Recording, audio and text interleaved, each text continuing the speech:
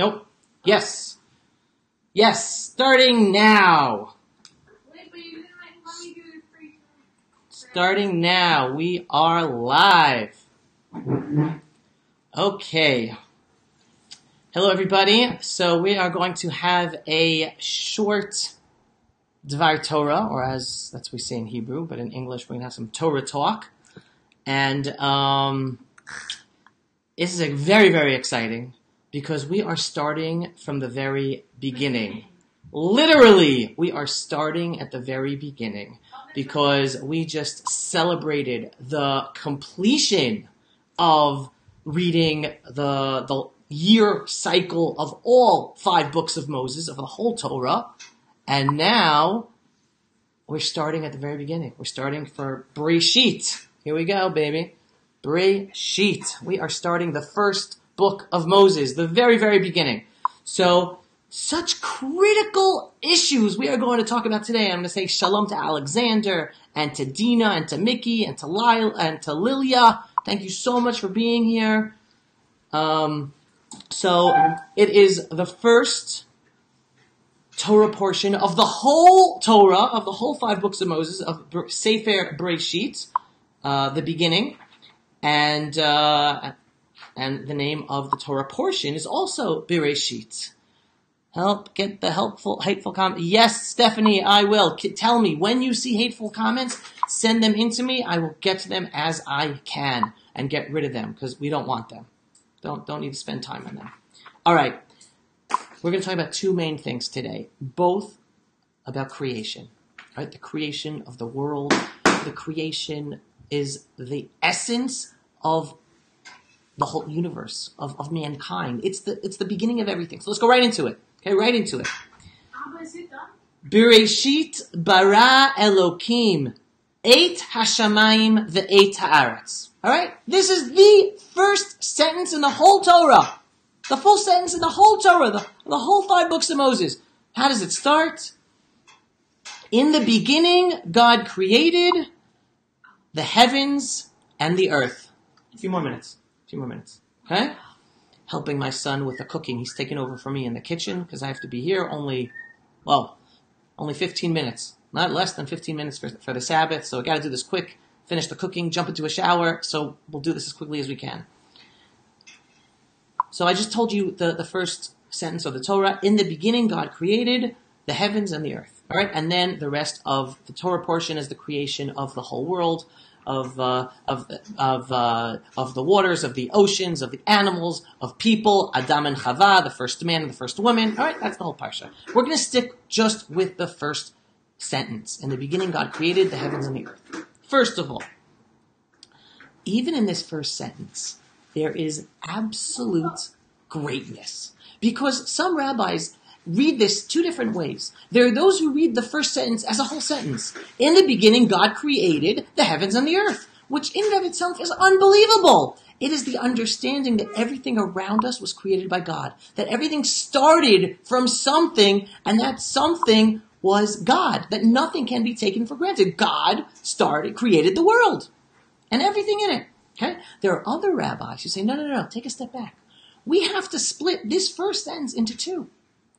The first part of the sentence is just, in the beginning, God created.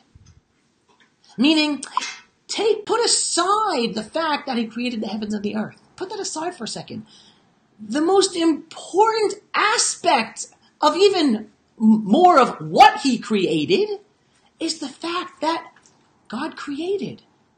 It is the essence of our existence, understanding that there is a creator. There's a creator. In the beginning, God created. In the beginning, there was a beginning. Everything we see around us, there was a beginning to it. It didn't just come out of nowhere. Well, it did, but it was created. But everything wasn't just there. In the beginning, God created. Folks, we have to believe in God when we see the sun above, when we see grass grow, when we see a baby born to a mother, whether it's a human being, whether it's to an animal. They are all miracles.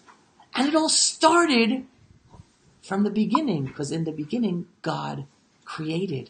So we have to believe in God. How can you live in this earth and not believe in God? How can you look outside and not believe in God? How can you look at children and not understand they came from a mother's belly, from nowhere they came into this world and they grow? In the beginning, God created. There is a God who created the world. Okay, so we're going to go into the 2 points that we deal with. Humankind deals with this, especially since the scientific revolution. Okay, first of all, people say, "What are you talking about? There's no God. God didn't create the world. There's the Big Bang. There's evolution. There's no God. It's all science. It's all nature."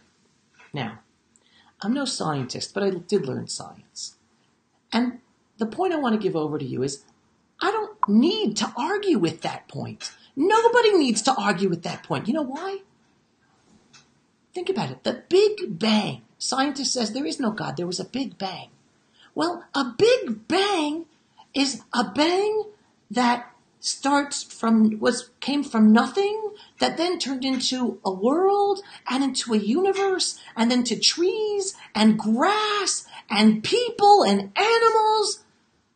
If you hear me correctly, you hear, even according to science, which says that no, it was a Big Bang. Well, the Big Bang had to start somewhere. The Big Bang had to start with a spark. Where did that first spark come from? You got it, guys. From God. You could believe in the Big Bang theory and still understand that there was a God who created the first spark that created the Big Bang. There is not necessarily a contradiction between science and understanding that God created the world. And besides the fact that scientists always change their minds over the years. What exactly is science? What exactly happened? It always changes. A few more minutes. 2 more minutes. Giving him last minute advice on cooking the string beans. Okay? So you hear there's not necessarily a contradiction. Believe in science. Yes, science is understanding the ways of God. There is no problem in being a scientist and being a believer that there was a God who created the world and runs the world. Science actually embellishes the human understanding of how God works. So that's the first thing. And then again, evolution. There's no, whether you believe in evolution, you don't believe in evolution, but still, if one believes in evolution, it is just a human understanding of the development of the world, which was created by God. So there's no contradiction between science and the belief that there is a God who created the world and runs the world. All right, that's point number 1. Point number 2, people try to say, right? We're about to read the whole story of creation. How many days was there in creation? 6 days of creation, right? God created the whole universe in 6 days. And on the 7th day, he rested, right? So there's some people who say, oh my God, of course the Bible is a fairy tale. Of course there is no God. Because it is impossible that God could create the world in 6 days. It's impossible. All right, how they know what's possible or not possible, put that aside. But I want to deal with the issue for a second. Right? Okay. People have a problem understanding how God could have created the whole universe in 6 days. But I don't have a problem with that. I don't have a problem with that at all. Because if you understand God, does God ever say in here how many hours there are in a day? How many minutes? How many seconds? No, there is no definition. Okay, did you finish it? Yeah. Okay, thank you. Finish the string beans. There is no definition of a day as 24 hours in the Bible. So who says that when God created the heavens and the earth in the first day, that it took place in a 24-hour period? We have no clue. Maybe it took 10 million years. We have no clue. The Bible is not a science book. The Bible is a book that allows us to understand understand the existence of a God and the purpose of humankind in this world, to which he uses the Jewish people as an example of having to follow his 613 commandments and therefore influence all of humanity. Not that everyone has to be Jewish, but by the Jewish people holding to these beliefs, therefore influencing humankind. That's what the Bible is for. That's what the Torah is for. It's not a science book. So, I mean, some people say, like, even in the Jewish calendar is only 5,700 some odd years, right? According to the Jewish calendar, the world was created over 5,700 years ago. And there are scientists say, well, obviously the Jewish calendar is wrong. Obviously the Torah, the Bible is wrong because dinosaurs existed millions of years ago. And I'm telling you, oh, who cares? Great. Who says that the 7 days of creation didn't take millions of years? Maybe the 6 days. Maybe the 6 days of creation took millions of years. Maybe each day was millions of years. There is no definition of a day of 24 hours in a day, of how many hours, how many minutes, there is no definition. And when God creates the heavens and the earth, who's counting 24 hours? Who? Well, God's counting. Does he have a stopwatch? He doesn't have a stopwatch. He's taking his time. He is infinite. He has been forever and he will be forever.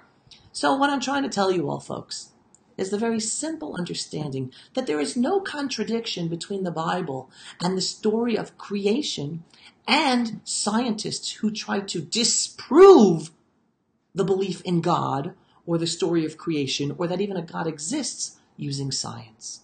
My perspective, science, and which changes over time still, but science and understanding science, you could be a believer in science because science helps us understand the wonders of the Creator, both of how things might have been created in the beginning, the Big Bang, and how things evolve over time.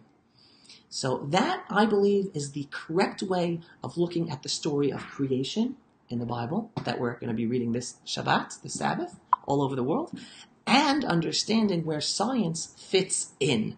Not necessarily a contradiction, but rather an embellishment and understanding of the wonders of God and all he created. So everybody, please open your eyes.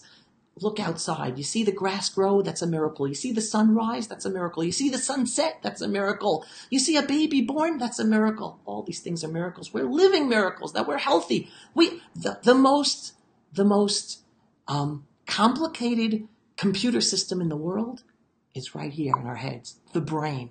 Can you imagine all of our parts of our bodies working and your thoughts come like this in milliseconds and how you can argue with people and how your body functions and sometimes it doesn't function. But this is the most unbelievable brain, computer in the world.